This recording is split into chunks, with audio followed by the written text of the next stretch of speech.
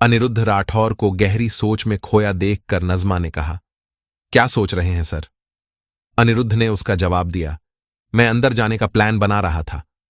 रश्मि ने कहा, सारे अंदर तो नहीं जा पाएंगे सर।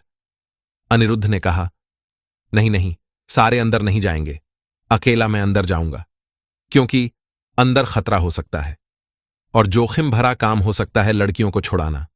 शादाब अली ने कहा, बिल्कुल सही बात, लड़कियों को एक साथ बाहर लेकर आना, वह भी सेफली, कोई मजाक नहीं है। एक काम करते हैं, पहले मैं अंदर जाकर चेक करके आता हूं कि कहां कहां से एग्जिट और एंट्रेंस है।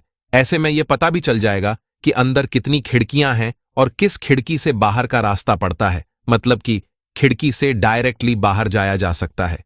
रश्मि ने कहा, आप बिल्डिंग का अंदर से नक्शा देख कर आओगे, यही कहना चाहते हैं ना आप सर? अनिरुद्ध ने कहा, बिल्कुल सही बात।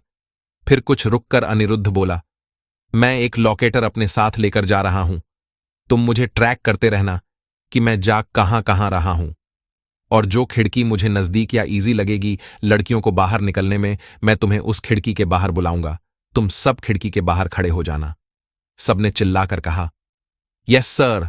क्या मेरे साथी इस मिशन के लिए तैयार हैं? अनिरुद्ध ने गरज कर पूछा। सबने जोशीली आवाज में कहा, बिल्कुल तैयार है सर। अनिरुद्ध ने फिर कहा, चलिए फिर शुरू करते हैं अपना मिशन। उनके सामने एक आलीशान बिल्डिंग बनी हुई थी जिसका दरवाजा बंद था। अनिरुद्ध धीरे धीरे उस दरवाजे के पास गया और उसने उस दरवाजे को छू कर देखा। दरवाजा बहुत ही मजबूत लग रहा था।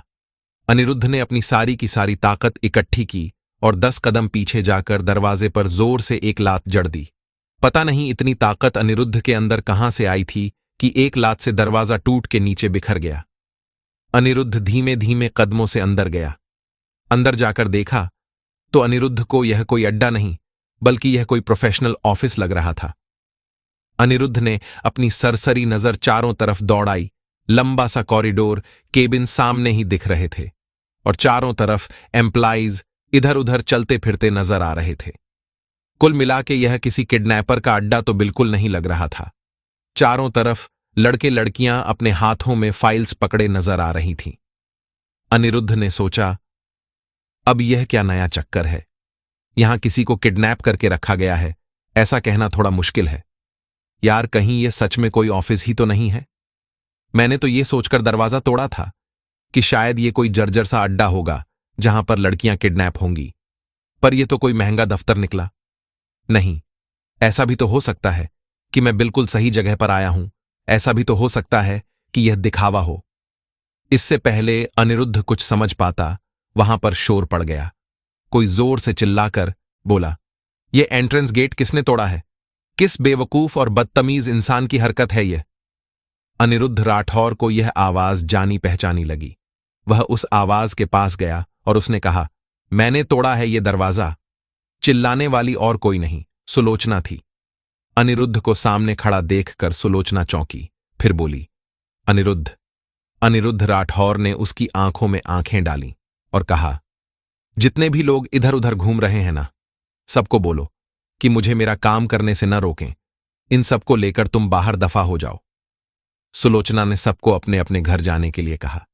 इससे पहले सुलोचना कुछ समझ पाती, अनिरुद्ध वहां से गायब हो गया। उधर अनिरुद्ध राठौर तेजी से लिफ्ट की तरफ बढ़ता जा रहा था। अभी वह लिफ्ट के अंदर घुसा ही था कि तभी अचानक उसे कुछ महसूस हुआ। उसने बिना सोचे समझे बिल्डिंग की 4th फ्लोर का बटन दबा दिया। जैसे ही लिफ्ट 4th फ्लोर पर पहुंची, दरवाजा अपने आप खुल गया।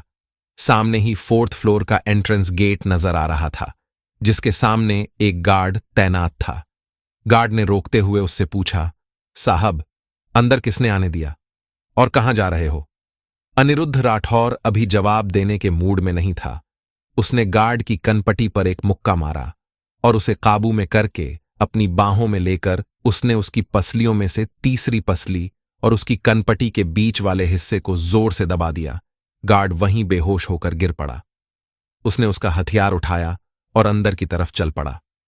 नीचे के फ्लोर के उलट यह फ्लोर एकदम खाली था और बिल्कुल शांत पड़ा हुआ था। अनिरुद्ध ने सोचा, मेरा सोचना बिल्कुल सही है। यह दिखावे के लिए ऑफिस नीचे से दिखाया गया है और वैसे भी अभी सुबह के 4:30 हो रहे हैं। इतनी ठंड में कोई नाइट शिफ्टिंग की ड्यूटी करेगा लगता नहीं है। फिर इस हिसाब से तो इतनी जल्दी ऑफिस खुलने नहीं चाहिए। बहुत सारे ख्याल लेकर अनिरुद्ध राठौर आगे बढ़ता जा रहा था। 5 मिनट तक वह एक गैलरी में चलता रहा।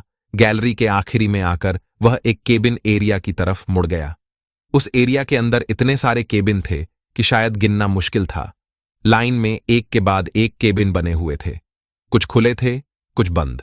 तभी अचानक अनिरुद्ध राठौर केबिन एरिया के बिल्कुल आखिरी छोर पर पहुंच गया। वहां सिर्फ एक दीवार थी। अनिरुद्ध राठौर को कुछ महसूस हुआ, उसे कुछ अनोखा सा सुनाई दिया। मिलिट्री में होने के कारण वह बारीक से बारीक चीज भी सुन सकता था। आर्मी की ड्यूटी करते हुए अनिरुद्ध राठौर के कान भी बहुत ही स्ट्रांग हो गए थे। उसकी सुनने की शक्ति आम लोगों से ज्यादा थी। अनिरुद्ध राठौर ने और ध्यान से उस आवाज को सुनने की कोशिश की। उस आवाज को ध्यान से सुनने के बाद जैसे ही अनिरुद्ध इस बात से पक्का हो गया कि यह वही आवाज है जो वह सुनना चाहता है, वह खुशी से उछल पड़ा।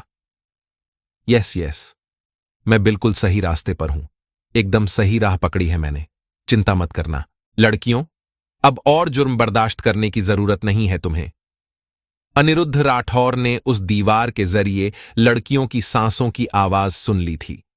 अनिरुद्ध राठौर हर इंसान की हर स्थिति की सांस लेने की तकनीक के बारे में जानता था। अनिरुद्ध राठौर को पता था कि एक इंसान बेहोशी में कैसे सांस ले सकता है, नींद में कैसे सांस ले सकता है और चलते फिरते या बात करते हुए किस तरीके से सांस ले सकता है। यह तकनीक वह लड़की और लड़कों की दोनों की जानता था। इसीलिए अनिरुद्ध ने अंदाजा लगा लिया था कि इस दीवार के पीछे कुछ तो ऐसा है जहां पर लड़कियों को रखा गया है। अनिरुद्ध का दिमाग अब तेजी से चल रहा था। वह अंदाजा लगा रहा था कि लड़कियों तक पहुंचने का रास्ता कौन सा होगा। उसे 2 रास्ते समझ में आ रहे थे, या तो आखिरी केबिन के अंदर से कोई दरवाजा होगा, या तो उसे साइड में बनी बाउंड्री पर लटक के जाना पड़ेगा। लेकिन अनिरुद्ध राठौर को लग रहा था कि जिस तरीके से इस दीवार को बनाया गया है उससे तो यह लगता है कि उसे बाउंड्री पर लटक कर ही जाना पड़ेगा। अनिरुद्ध का दिमाग तेजी से काम कर रहा था। एक बार अनिरुद्ध शांति से एक तरफ खड़ा हो गया और गहराई से सोचने लगा।